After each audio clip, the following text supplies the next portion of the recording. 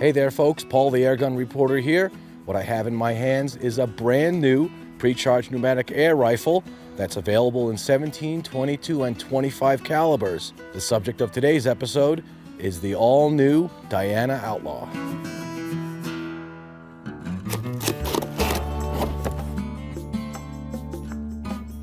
Folks, the first impression when you take the Diana Outlaw out of the box is that it's really lightweight. I put this baby on the scale and it weighs in at only 3 pounds. And if I know anything about Diana air guns, and I know quite a bit, is that they make a lot of their stocks out of beech. It is a hardwood. It does have some shallow laser etched checkering on the forestock and the grip. But let me tell you, it's a natural pointer. This is really a grab and go hunting style rifle. Folks, the Diana Outlaw has a lot of features that many of us airgunners are looking for.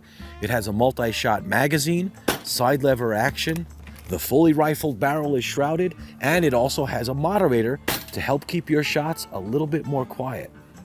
One of the most important features of this pre-charged pneumatic airgun is that it has a built-in regulator, and hopefully that's going to keep our velocities consistent from shot to shot. Let's do some chrony testing and see how that's working. Okay, let's do some chrony testing with the 22 caliber Diana Outlaw. Looks like this gun is regulated. It doesn't say anything about that in the documentation, but we only got a few feet per second spread over, say, about 15 shots, 20 shots.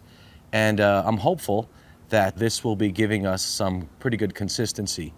I'll be using the JSB 16 grain jumbos. Let's go ahead and see what we get.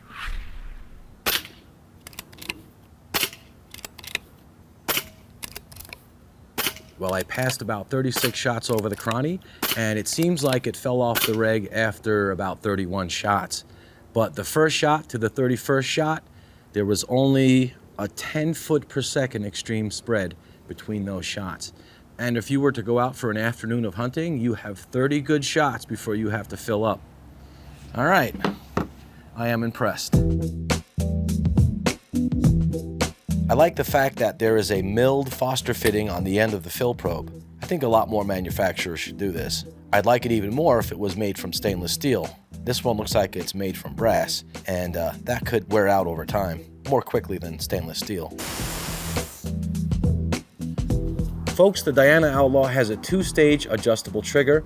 The first stage is adjustable for travel, the second stage is adjustable for sear engagement, and I think with a little bit of tweaking, this might become a respectable trigger.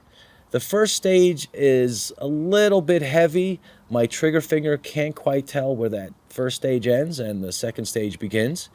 Let's go ahead and do some trigger testing and see what the pull weight is.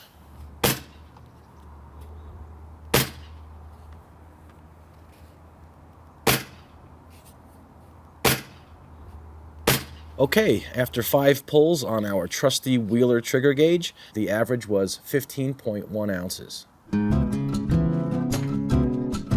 All right, folks, we've now come to the fun part. This is what it's all about. This is where the rubber meets the road.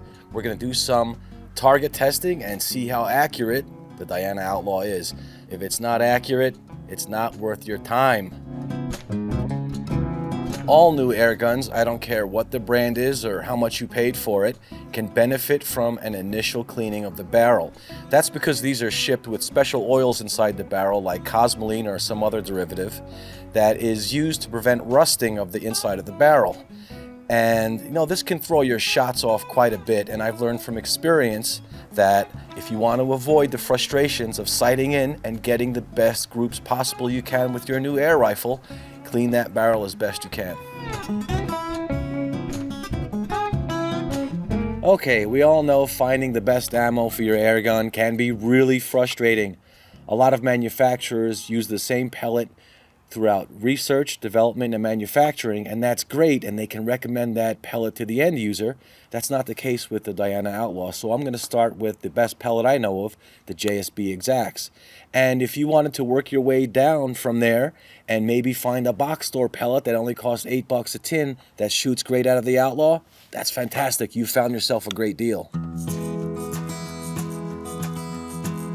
In 17 caliber, the Outlaw's rotary magazine holds 13 pellets.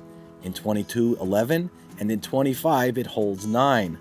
The magazine design includes an O-ring, and that means you can't simply drop the pellets into the chamber. You kind of have to seat them.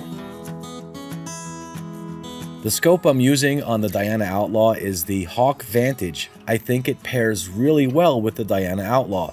If you're looking to keep your budget under a certain dollar amount, you can't go wrong with this scope.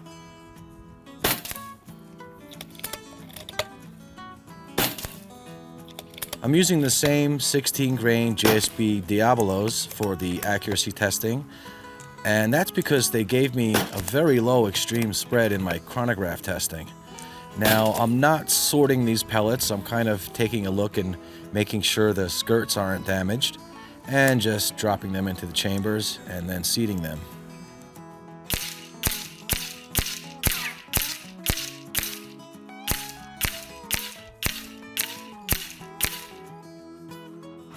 Alright, there's something pesky about the crossbolt safety on the Diana Outlaw, and that's because they didn't take out enough wood around the crossbolt safety here on the stock. For you to gain access to it, you kind of have to put the tip of your finger or your fingernail in there to put it on and off safe.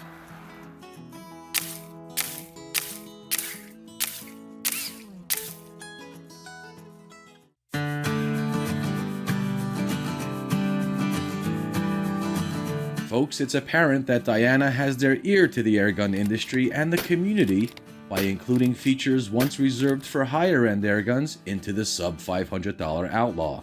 Features like a built-in regulator that keeps velocities consistent from shot to shot over a useful range of about 30 shots per fill-up. The Outlaw's lightweight and multi-shot side lever action make it perfect for hunting small game. It also has a moderator for keeping your shots quiet for backyard shooting. Over the last couple of years, we've seen a blossoming market for sub-$500 airguns that have the features that all of us are looking for.